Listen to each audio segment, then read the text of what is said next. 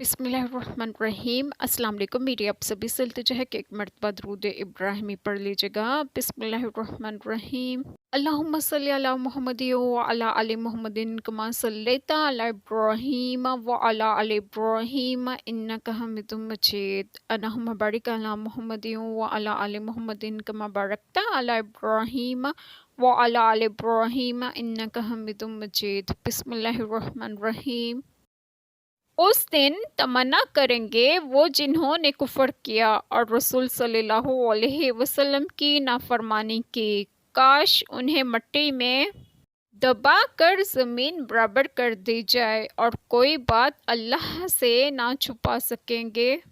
बिस्मिल्लाहिर्रहमानिर्रहीम। आज जो बात मैं आप लोगों से डिस्कस करूंगी वो ये है कि इस आयत करीमा में है कि वो लोग जिन्होंने कुफ्र किया और आप सल्लल्लाहु अलैहि वसल्लम की नाफरमानी की, वो लोग तमन्ना करेंगे कि काश उन्हें दोबारा ज़मीन में भेज दिया जाए और वो लोग अपने अमालों को दुरुस्त कर सकें और कोई भी बात वो अल्लाह ताला से ना छुपा सकेंगे, क्योंकि जब वो अपनी ख़ता से मुकरेंगे और कसम खा कर कहेंगे कि हम लोग मुशरिक ना थे और हमने ख़ता ना की थी, तो उनके मुँह पर मोहर लगा दी जाएगी और उनके आज़ा जवाराह को गोयाई दी जाएगी।